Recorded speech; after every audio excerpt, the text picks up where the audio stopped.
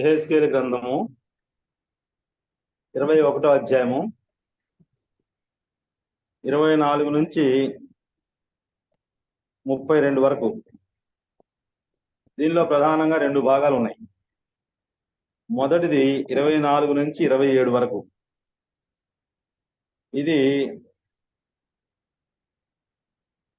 యూదా వాళ్ళని గురించి,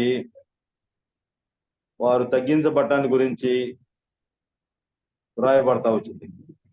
ఇక 28 నుంచి 32 వరకు అమ్మోనీయులను గురించి, వారి యొక్క మరి నిత్యమైన తీర్పును గురించి, శిక్షణ గురించి రాయబడతా వచ్చింది. 24 నుంచి 27 వరకు చదువుదాం. 24 నుంచి 27 వరకు.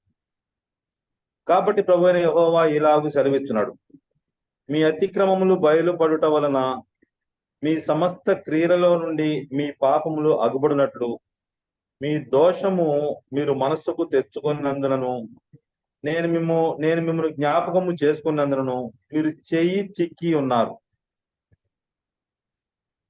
మీ అతిక్రమము బయలుపడుట వలన అంటే వాళ్ళు చేసినటువంటి అతిక్రమములు అనగా యూదా ప్రజలు అనగా దేవుని స్తుతించాల్సినటువంటి ప్రజలు వాళ్ళు చేసినటువంటి అతిక్రమాలను బట్టి సమస్త క్రియల్లో నుండి మీ పాపములు అగుపడినట్లు, వారు చేసే ప్రతి క్రియలో కూడా వాళ్ళు చేసేటువంటి పాపాలు బట్టబయలు అవుతున్నాయి.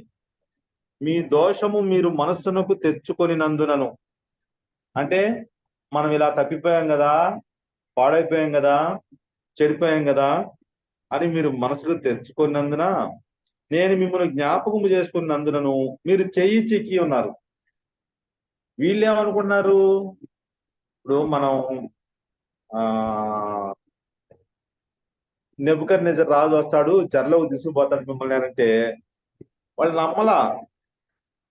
మమ్మల్ని ఎందుకు తీసుకుపోతాడు, మమ్మల్ని ఎంతో ప్రేమతో ఐగుప్తుల నుంచి విడిపించి మమ్మల్ని ఒక స్వాస్థ్యంగా చేసుకుంటే అని వాళ్ళ యొక్క అతిక్రమాలను బట్టి, వాళ్ళ పాపములను బట్టి, వాళ్ళ యొక్క దోషములను బట్టి అవన్నీ మనసుకు తెచ్చుకున్నారు. కాబట్టి ఇంక ప్రభు మమ్మల్ని క్షమించేశాడు, కాబట్టి ఇంక మమ్మల్ని తిరిగి అలాంటి దుస్థితిలోకి పోనీయుడు అని చెప్పి తమను తామే ఏం చేసుకుంటున్నారంటే సమర్థించుకుంటున్నారు.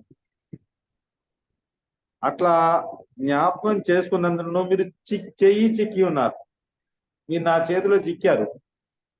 తర్వాత 25వ వచనం, గాయపడిన వాడా, దుష్టుడా, ఇశ్రాయేలీయులకు అధిపతి, దోష సమాప్తి కాలంలో నీకు తీర్పు వచ్చి ఉన్నది. గాయపడిన వాడా, దుష్టుడా, ఇశ్రాయేలీయులకు అధిపతి. ఎవరు ఇశ్రాయేలీయులకు అధిపతి? ఎవరు అప్పుడు? సిద్కియా రాజు కాలంలో జరిగినటువంటి సంగతి. కాబట్టి ఇది దోష సమాప్తి కాలమున నీకు తీర్పు వచ్చి ఉన్నది. చేసినటువంటి ఇశ్రాయేలు యూదా ప్రజలకు రాజుగా ఉన్నటువంటి ఆఖరి రాజు అన్నమాట, చివరి రాజు ఈ సిద్కియా. అందుకని గాయపడిన వాడా, దుష్టుడా, గాయపడినవాడు, రెండవది దుష్టుడు, ఇశ్రాయేలీయులకు అధిపతి, దోష సమాప్తి కాలమున నీకు తీర్పు వచ్చినది. నీ దోషము సమాప్తమయ్యేటువంటి కాలములో నీకు తీర్పు వచ్చి ఉన్నది అన్నాడు. తీర్పు వచ్చినది. అందుకనే ఇదే యెహెజ్కేలు గ్రంథము 17వ అధ్యాయము కొంచెం ముందుకు పోయి చూస్తే మనం 19వ వచనంలో అంటున్నాడు, ఇందుకు ప్రభువైన యెహోవా ఇలాగ సెలవిస్తున్నాడు, అతడు నిర్లక్ష్య పెట్టిన ప్రమాణము నేను చేయించినది కదా, అతడు రద్దుపరిచిన నిబంధన నేను చేసిందే కదా, నా జీవముతోడు ఆ దోష శిక్ష అతని తల మీదనే మోపుదును. చూసారా, నేను తప్పకుండా వారికి రావాల్సినటువంటి దోష శిక్షను నేను వారి మీద మోపుతాను. ఎట్లాగంట? తప్పకుండా మోపుతాను అన్నాడు. దీన్ని బట్టి మనకి ఏమర్థం అవుతుందంటే, ఎట్టి పరిస్థితుల్లో కూడా చేసినటువంటి తప్పిదమును, పాపమును దేవుడు చూసి చూడనట్లుగా ఉండేవాడు కాదు. తప్పనిసరిగా చేసిన దానికి శిక్ష అనుభవించాల్సిందే. ఎన్నో పర్యాయాలు హెచ్చరించాడు, పెందల కడ లేచి వాళ్ళతో మాట్లాడుతూ వచ్చాడు. అయినా సరే వారు తమ ముఖములను ఆయన వైపు తిప్పుకొనక తమ వీపులనే ఆయన వైపు తిప్పుకున్నారు. అంటే నీ మాట మాకు అవసరం లేదు, పో, నువ్వంటే మాకు లెక్కలేదు, నీ ప్రవక్తలంటే అసలే లెక్కలేదు, మాకు ఎవరు బాగా ఇష్టంగా చెప్తున్నారంటే అబద్ధ ప్రవక్తలు ఉన్నారే, వాళ్ళు చెప్పే మాటలే బాగున్నాయి మాకు. అందుకని అంత్య దినాల్లో, చివరి దినాల్లో కూడా దేవుని బిడ్డల గురించి ఒక హెచ్చరిక ఏం రాశారంటే, జనులు హితబోధను సహింపక దురద చెవులు గలవారై తమ స్వకీయమైన దురాశలకు అలవాటు పడినటువంటి బోధకులను తాము ఏర్పాటు చేసుకుంటారంట. అంటే నీ హృదయం ఎట్లా ఉండని, నీ బ్రతుకు ఎట్లా ఉండని, నీ మాటలు ఎలా ఉండని, నీ క్రియలు ఎలా ఉండని, నీకు ఆశీర్వాదం కలుగును గాక, నీకు దీవెన కలుగును గాక, ఇయే. చూసారా, ఇవాళ టీవీ ఆన్ చేసి పెడితే దేంట్లో చూసిన ఏ మాటలు. ఏంటి కారణం అంటే పాపాన్ని గురించిన తీవ్రత, దాని మూలంగా వచ్చేటువంటి శిక్ష, దాని మూలంగా వచ్చేటువంటి పర్యవసానాలు, the consequences of the sin అనేవి తెలియజేయట్లా. తద్వారా జనులకి ఏమైపోయిందంటే చక్కగా సంతోషంగా ఆనందంగా ఈరోజు పిల్లలైతేనేమి, యవనస్తులైతేనేమి, మరి మధ్య వయస్కులైతేనేమి, అందరూ ఎందుకండి అంత ఇష్టపడేది, ఎందుకండి అంత అట్రాక్ట్ అయ్యేది వాటికంటే వాళ్ళు ఉపయోగించేటువంటి సంగీతాలు, వాళ్ళు చెప్పేటువంటి బ్లెస్సింగ్స్. నిజమే, బ్లెస్సింగ్స్ అన్ని ప్రభు దగ్గరే ఉన్నాయి. ఎప్పుడు మన హృదయం మారితే, బ్రతుకు మారితే, జీవితం మారితే వీళ్ళకి తప్పనిసరిగా మరి చేసినటువంటి పాపాన్ని బట్టి ఆ తర్వాత సిద్ధ్యాకి చాలా ఘోరమైనటువంటి శిక్ష అనేది విధించబడతాం. అందుకని దోష సమాప్తి కాలంలో నీకు తీర్పు వచ్చి ఉన్నది అని చెప్పి అన్నాడు. చూసారా, అందుకని ఈ ఇర్మియా గ్రంథము 13వ అధ్యాయం, ఇర్మియా గ్రంథము 13వ అధ్యాయము, అక్కడ ఒక మాట చదువుతాను. ఇర్మియా గ్రంథము 13వ అధ్యాయం 18వ వచనం. రాజును తల్లి అయిన రాణిని చూచి కనుము, మీ శిరోభూషణములను తల మీదనున్న మీ సుందర కిరీటమును పడిపోయిను, కృంగి కూర్చునుడి. దక్షిణ దేశ పట్టణములు మోయబడి ఉన్నవి, వాటిని తెరవగల వాడెవడునూ లేడు. యూదా వారందరూ చెరపట్టబడి ఏమీ లేకుండా సమస్తము కొనిపోబడిను. చూసారా, యూదా వారందరూ చెరపట్టబడి. వీళ్ళు ఏమనుకున్నారు, దేవుడు మమ్మల్ని క్షమించేశాడు కాబట్టి మా మీదకి ఇంకా తీర్పు రాదు అని చెప్పి అనుకుంటే యూదా వారందరూ చెరపట్టబడతారు. తర్వాత 26వ వచనం. ప్రభువైన యెహోవా ఇలాగు సెలవిస్తున్నాడు, తలాటమును తీసివేయము, కిరీటమును ఎత్తుము, అది ఇకను ఇట్లుండదు, ఇక మీదట నీచుని ఘనుని గాను, ఘనుని నీచుని గాను చేయము. అంటే తలాటమును, కిరీటమును, ఈ తలాటమును తీసివేయము, తల మీద ఉన్నటువంటి కిరీటమును తీసివేయము. తర్వాత అది ఇకను ఇట్లుండదు, ఇక కిరీటం ఉండదు, ఇక మీదట నీచుని ఘనుని గాను, ఘనుని నీచుని గాను చేయము. ఇక తర్వాత రోజుల్లో ఏమవుతుందంటే ఘనుడేమో నీచుడు అవుతాడు, నీచుడేమో ఘనుడు అవుతాడు. ఎట్లాగా? 27వ వచనం. నేను దాన్ని పడద్రోయుదును, దాని స్వాస్థ్యకర్త వచ్చు వరకు అది నిలవదు, అప్పుడు నేను దాన్ని అతనికి ఇచ్చేదను. నేను దాన్ని పడద్రోయుదును. దేన్ని? యెరూషలేమును, యూదా ప్రజల్ని పడద్రోయుదును, దాని స్వాస్థ్యకర్త వచ్చు వరకు. దేని స్వాస్థ్యకర్త? యెరూషలేము యొక్క స్వాస్థ్యకర్త. ఆయన వచ్చే వరకు అది నిలవదు, అంటే ఆ కిరీటం నిలవదు, ఆ సింహాసనం నిలవదు. అందుకని చూడండి, సిద్కియా తర్వాత ఇశ్రాయేల్ యూదా ప్రజలకి రాజు లేడు, యూదాతో గతించిపోద్ది. ఇక సింహాసనం లేదు, రాజు లేడు. మరలా మనం మత్తయి సువార్త 2వ అధ్యాయంలో యూదుల రాజుగా పుట్టినవాడు ఎక్కడా మనం అక్కడ చదివే వరకు యేసు క్రీస్తు ప్రభువారు. అందుకని ఇక్కడ దాని స్వాస్థ్యకర్త వచ్చు వరకు. దాని స్వాస్థ్యకర్త అంటే పాత నిబంధనలో ప్రభు అయిన యేసుక్రీస్తు వారిని గురించిన రాయబడిన అద్భుతమైనటువంటి ఒక ప్రవచనం ఏదంటే ఇది స్వాస్థ్యకర్త.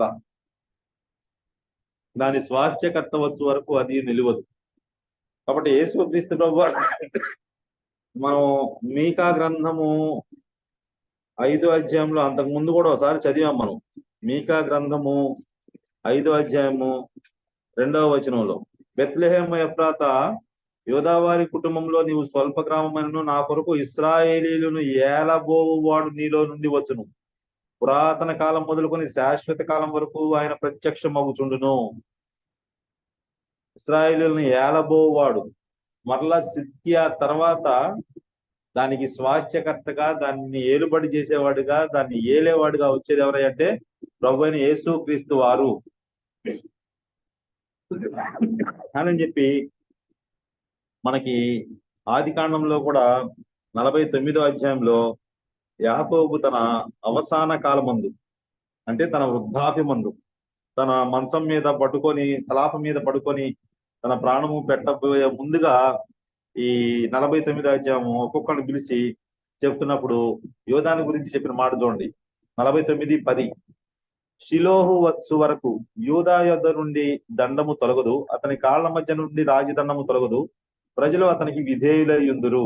షిలోహు వచ్చు వరకు, అతడు షిలోహునకు వచ్చు వరకు అనగా యేసుక్రీస్తు ప్రభువారు మరలా తిరిగి ఆ యెరూషలేములో వచ్చి ఆయన అక్కడ తిరిగి ఆయన స్థాపించే వరకు కూడా మరి అది పడద్రోయబడిన స్థితిలో ఉంటుంది, అది నిలవదు.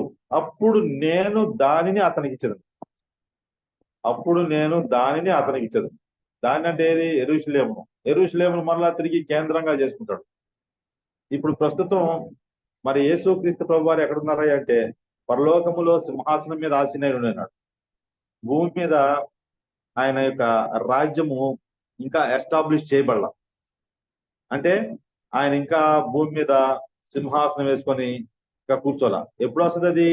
మరలా ప్రభు తిరిగి ప్రత్యక్షమైనప్పుడు ఆయన యొక్క 1000 ఏండ్ల పరిపాలన కాలములో ఆయన మరి యెరూషలేమును కేంద్రంగా చేసుకొని ఏలబోయేటువంటి రోజు. అందుకనే లూకాసు వార్తలో 1వ అధ్యాయంలో మనం చాలాసార్లు చదువుకున్నాం కూడా.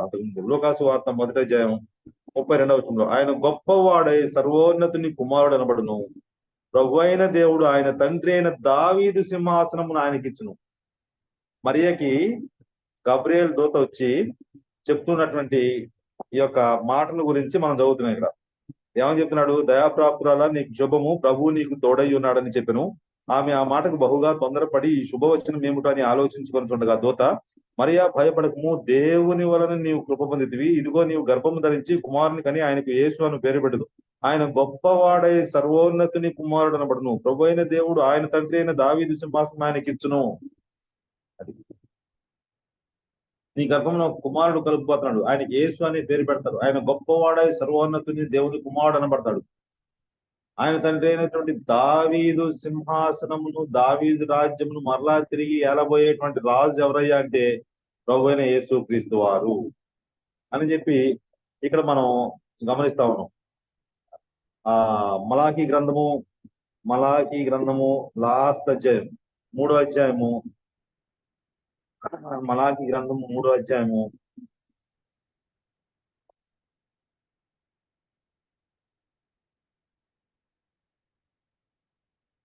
మొదటి 2 వచనాలు, ఇదిగో నాకు ముందుగా మార్గం సిద్ధపరచుగా నేను నా దూతను పంపుతున్నాను, మీరు వెతుకుతున్న ప్రభు అనగా మీరు కోరు నిబంధన దూత తన ఆలయంలో హఠాత్తుగా వచ్చును, ఇదిగో ఆయన వచ్చుతున్నాడని సైన్యములకు అధిపతి యెహోవా సెలవిచ్చినాడు. అయితే ఆయన వచ్చు దినమును ఎవరు సహింపగలరు? ఆయన అగ్గుపడగా ఎవరు ఓర్వగలరు?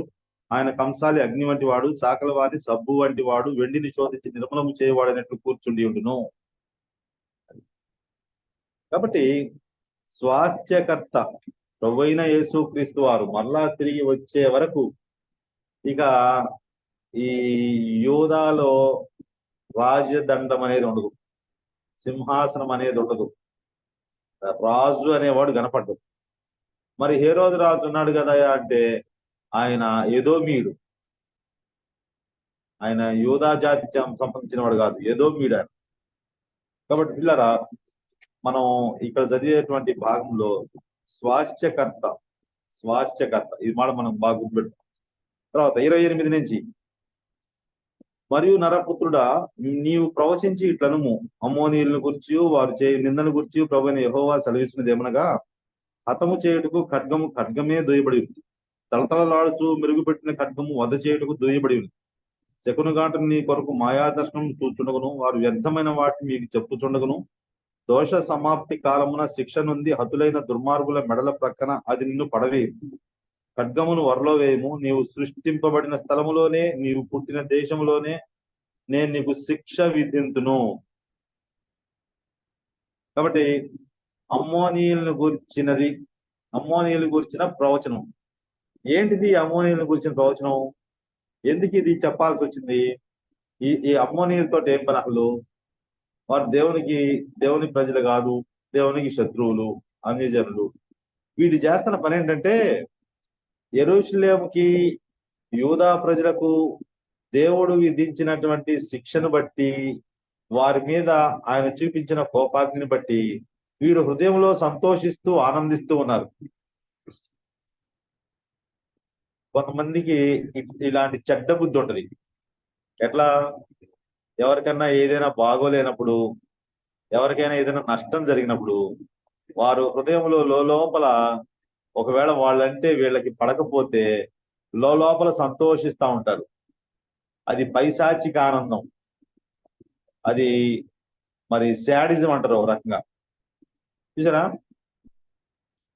నీ సహోదరుడు పడిపోతే, జారిపోతే ప్రేమతో అతన్ని తిరిగి లేవనెత్తేటట్లే ఉండాలి కానీ, అతడు మరి ఆయా పరిస్థితుల చేత కొట్టబడినప్పుడు, బలహీనపరచబడినప్పుడు, అనారోగ్యం పాలైనప్పుడు, నష్టం అయినప్పుడు జరగాల్సిందే. వాళ్ళు చేసిన దానికి వాళ్ళు అనుభవిస్తున్నారులే అనేటువంటి ఒక చెడ్డ ఆలోచన అనమాట.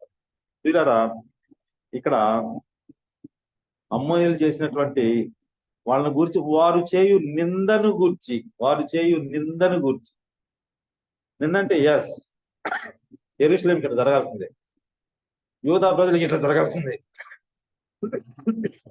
వాళ్ళకు వచ్చిన శిక్ష సబబే అని యూదా ప్రజలకు, యెరూషలేముకు జరిగిన దాన్ని బట్టి వీళ్ళు వాళ్ళని నిందిస్తూ హృదయంలో ఆనందిస్తూ సంతోషిస్తూ ఉంటే, దేవుడు వాళ్ళని గురించి ఏమంటున్నాడంటే, హతము చేయుటకు ఖడ్గమే దూయబడింది.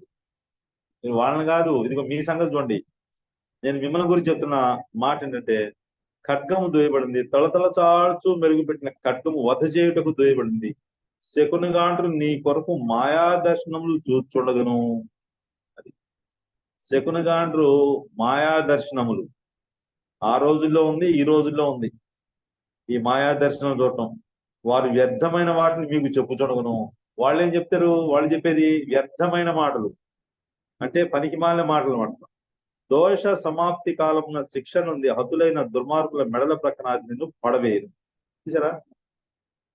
చాలా మంది దేవుని బిడ్డలే ఒక ఇల్లు ఓపెన్ చేయాలన్నా, అంటే గృహప్రవేశం చేయాలన్నా, లేదా గృహాన్ని నిర్మించాలన్నా, వాడెవడో ఆ వాస్తుని వాడిని పిలిచి దాని ప్రకారంగా అన్ని, లేదా సొంతగా కట్టుకొని, ఇదిగో ఈ తలుపు ఇక్కడ తీసేయాలి, ఈ కిటికీ ఇక్కడ తీసేయాలి, ఇది అక్కడ ఉండకూడదు, ఇది ఉండకూడదు, ఎన్ని చెప్పినా సరే దేవుని బిడ్డలంగా దేవుని దగ్గర నుంచి ఆయన ఆలోచన చొప్పున కనుక చేస్తే, నువ్వు వాస్తు బాగున్నా బాగోలేకపోయినా దేవుడు చేయదలించిన మేలు చేస్తాడు.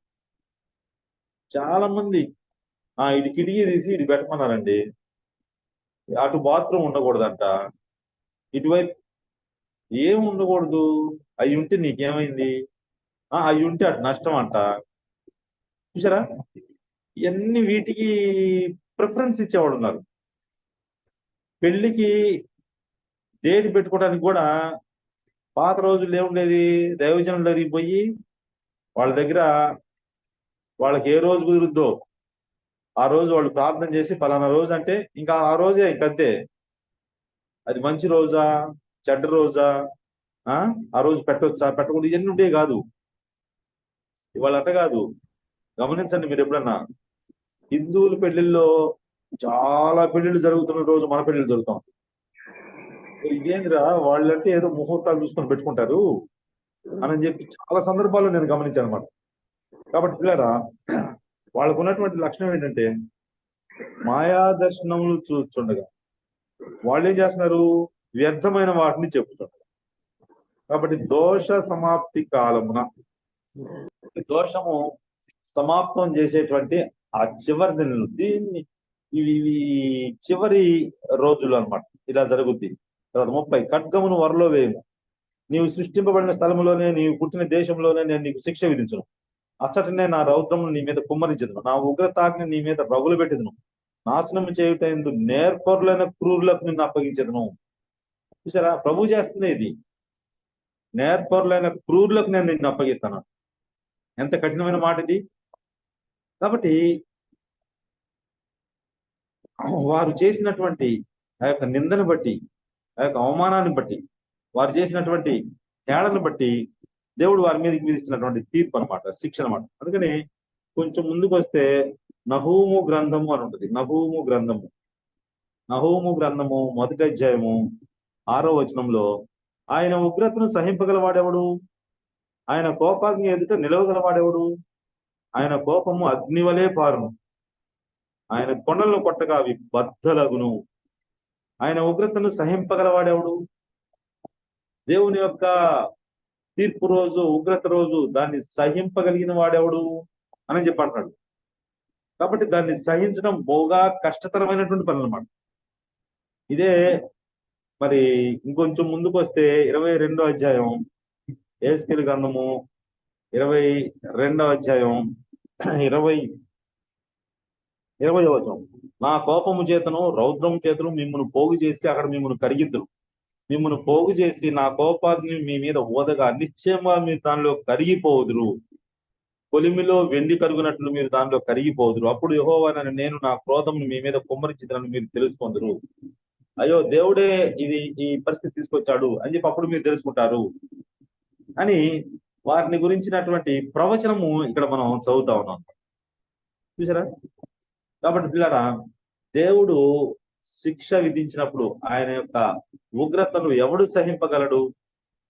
మరి ప్రస్తుతం ఏంటిదంటే దేవుని ప్రజలకి కృపాకాలం,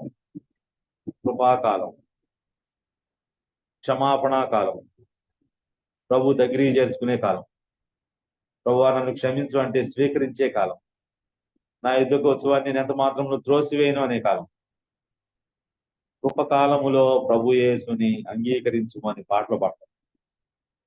ఇది కృపాకాలం. ప్రేమతో ప్రభు పాపిని వెంబడిస్తున్న కాలం, చేసిన పాపమును ఒప్పుకోమని పదే పదే సెలవిస్తున్నటువంటి కాలం.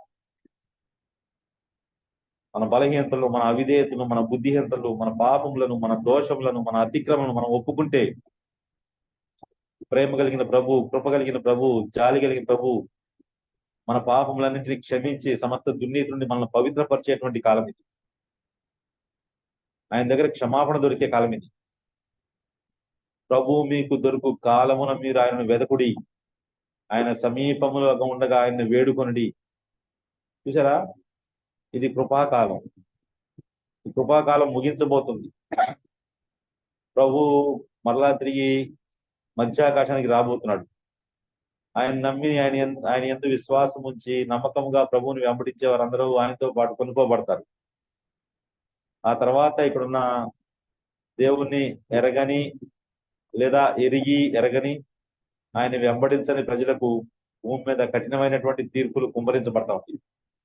ఈ తీర్పులు, ఈ ఉగ్రత, ఈ శిక్ష అంతా దేనికి గుర్తంటే రాబోయే రోజుల్లో, అంచె దినాల్లో ప్రభు అయిన యేసు క్రీస్తు వారు ప్రత్యక్షమైనప్పుడు ఆయన్ని నమ్మని వారికి, ఆయన ఎరగని వారికి తప్పకుండా తీర్పు విధించబడుతుంది అనేది ఒకటి. అంచె దినాల్లో, మరి చివరి దినాల్లో తీర్పులోనికి వచ్చి అగ్నిగుండంలోనికి వెళ్తారు. అందుకని ఖడ్గం అనేది వాళ్ళని మృంగి వేస్తాడు.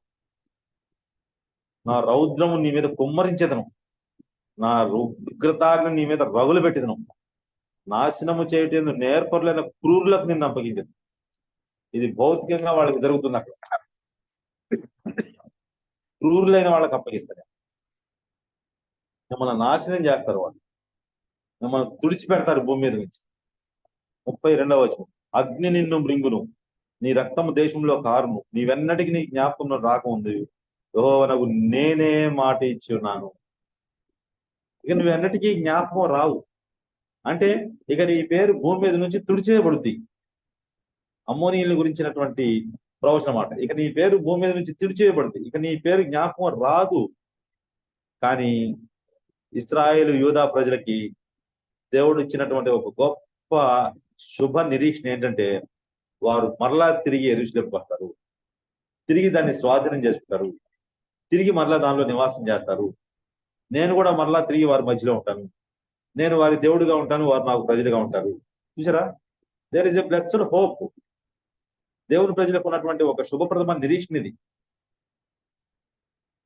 కాబట్టి ఈ నిరీక్షణ బట్టి ఇశ్రాయేలు యూదా ప్రజలు వారి యొక్క తరము ఆ చెరలో ముగించబోయిన తర్వాత అయినా సరే, క్రొత్త తరం వచ్చిన వాళ్ళకి, ఆ తర్వాత వచ్చిన వాళ్ళకి మరలా తిరిగి వాళ్ళు యెరూషలేమును హ్యాండ్ ఓవర్ చేసుకుంటారు, స్వాధీనం చేసుకుంటారు. అట్లానే మరి 1948 మే 15వ తేదీన ఇశ్రాయేల్ దేశం జన్మించింది. తిరిగి భూమి మీద ఇశ్రాయేల్ దేశం అంటేనే మరి ప్రపంచ దేశాలన్నీ గుర్తిరిగేటట్టుగా ఒక గొప్ప ఉన్నతమైనటువంటి స్థానంలోనికి దేవుడు వాళ్ళకి ఇస్తారు. కాబట్టి ప్రస్తుతం మన పరిస్థితి ఎలా ఉంది? అందుకనే యోహాను అంటాడు మత్తయి సువార్త 3వ అధ్యాయం 10వ వచనంలో, ఇప్పుడే గొడ్డలి చెట్ల వేరున ఉంచబడి ఉన్నది, కావున మంచి ఫలము ఫలింపని ప్రతి చెట్టు నరకబడి అగ్నిలో వేయబడును. మంచి ఫలము, మంచి చెట్టు మంచి ఫలములు ఫలించును, పనికిమాలిన చెట్టు పనికిమాలిన ఫలములు ఫలించును. కాబట్టి మన ఫలాలు మంచియా పనికిమాలియా దేన్ని బట్టి తెలియదు, వారు తాము చేయు క్రియల వలన ఎట్టివారో తెలుస్తుందంట. మన క్రియలు, మన తలంపులు, మన ఆలోచనలు, మన నడవడిక, మన ప్రవర్తన, ఇవన్నీ కూడా ఏం చేస్తాయంటే మన యొక్క ఫలాలను తెలియజేస్తాం. మా ఇదివరకు ఒక దేవజను ఉండేవాడు. ఆయన చెప్పేవాడు, ఇంట్లో అస్సలు ప్రార్థన చేయని వాళ్ళంట సమాజంలోకి వచ్చినప్పుడు, మందిరంలోకి వచ్చినప్పుడు గంట తరబడి చేస్తారు. ఇంట్లో ఎక్కువసేపు ప్రార్థన చేసేవాళ్ళు బయట క్లుప్తంగా చేస్తారు. మనం నేర్చుకోవాల్సిందంటే మందిరంలో ఆదివారం ఆరాధన చేయటం మంచిదే, కానీ తగినంత సమయం క్లుప్తంగా చేసుకోవాలి. అదే ఒక్కళ్ళంగా ఇంట్లో కూర్చున్నప్పుడు ఎంత సమయమైనా సరే ఆ హన్నా వచ్చి తన హృదయాన్ని దేవుని సన్నిధిలో ఏం చేసుకుంటుందంట, కుమ్మరించుకుంటుందంట. దేవుడు హృదయ అంతరంగాన్ని చూసేవాడు, దేవుడు బయట మనిషి రూపాన్ని చూసేవాడు కాదు. తద్వారా జరిగింది ఏంటంటే, ఎప్పుడైతే తన హృదయ అంతరంగంలో దేవుని సన్నిధిలో యథార్థంగా చేస్తా ఉందో, అమ్మా ఇక వెళ్ళుము, ఇశ్రాయేలు దేవునితో నీవు చేసుకుని మనవి ఆయన నీకు దయచేయను గాక అని వాగ్దానం పొందింది, వెళ్ళింది. దేవుడు ఆ వాగ్దానం తప్పకుండా నెరవేర్చేవాడు. అందుకని ఇప్పుడు మనం లాస్ట్ వచ్చిన కూడా నేనే చెప్పి ఉన్నాను. కాబట్టి దేవుడు చెప్పాడని దాన్ని నెరవేరుస్తాడు. ఆకాశము భూమి గతించును గాని నా మాటలు ఏమాత్రం నువ్వు గతింపవు అన్నాడు. కాబట్టి చెప్పి చేసేవాడు, మాట తప్పని దేవుడు. కాబట్టి ప్రభు మనల్ని ప్రేమించి స్వీకరించేటువంటి సమయం ఇది, కృపాకాలం.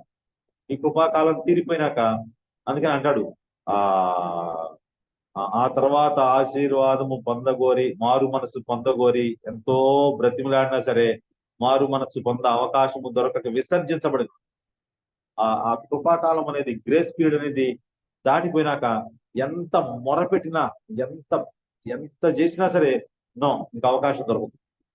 కాబట్టి ఇప్పుడే మరి మన హృదయాల్ని సరి చేసుకుందాం, చక్కగా చేసుకుందాం, ప్రభుతో అన్యోన్య సహవాసం ఉందాం, ప్రభు యొక్క అడుగుజాడలో జీవితం, ప్రభువుకి అధిక ప్రాధాన్యత ఇద్దాం, ఆయన వాక్యాన్ని మన హృదయంలో భద్రం చేసుకుందాం.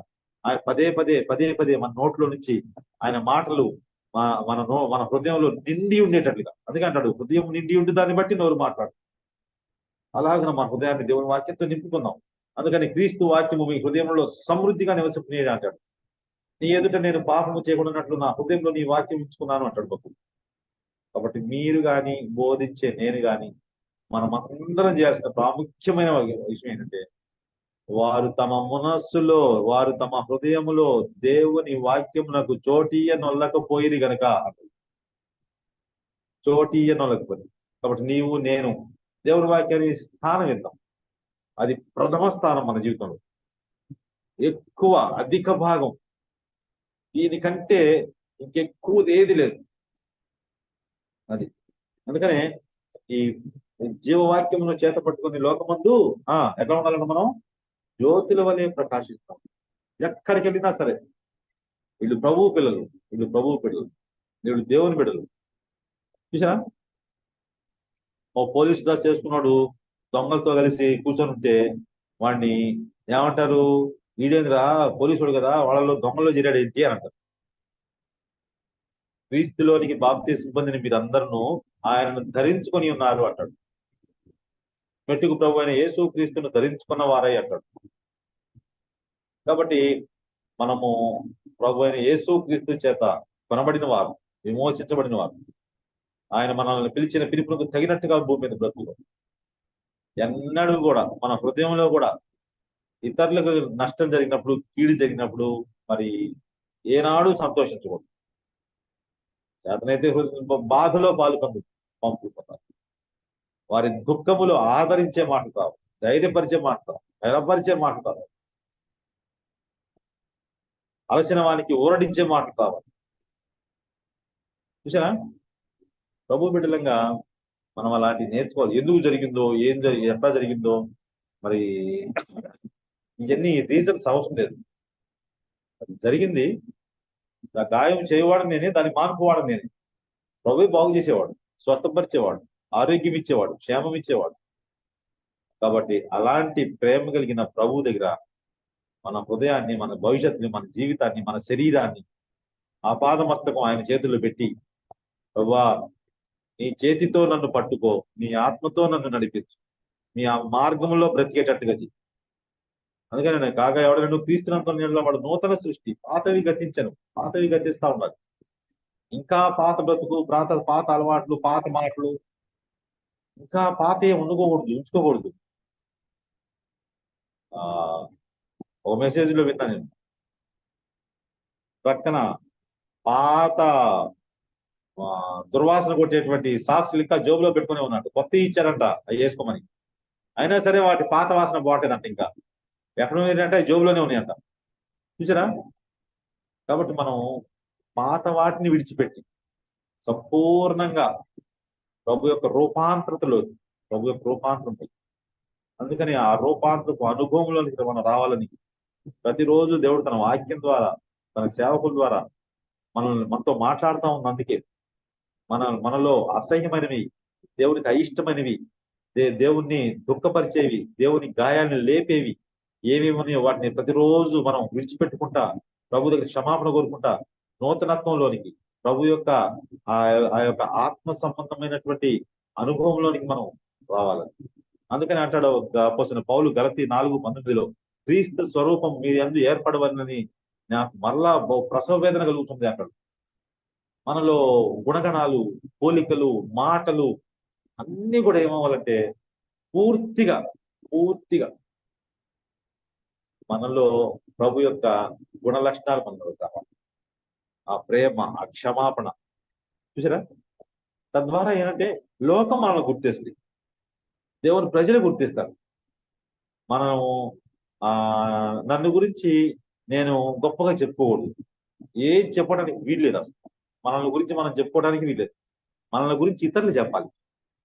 అన్నిటికంటే ముందు మన ఇంట్లో వాళ్ళు చెప్పాలి, రెండవది మన సంఘం వాళ్ళు చెప్పాలి, మూడవదిగా లోకంలో ఉన్న ఇతరులు మనల్ని గురించి చెప్పాలి. కాబట్టి అట్టి మంచి సాక్ష్యం సంపాదించుకుంటాం. భూమి మీద బ్రతికేది కొద్ది కాలమే. ఇప్పటికే చాలా కాలం అయిపోయింది. ఇంకా బ్రతికే కొద్ది కాలమైనా సరే మనం పూర్తిగా ప్రభు యొక్క సారూప్యంలోకి వచ్చి ఆయన మన స్వాస్థ్యకర్తని, మన రక్షకుడని, మన విమోచకుడని, మనల్ని పరలోక రాజ్యానికి చేర్చేవాడని, ఆయనతో కూడా కూర్చుండబెట్టుకునేవాడని దాని కొరకు ప్రయాసపడదాం.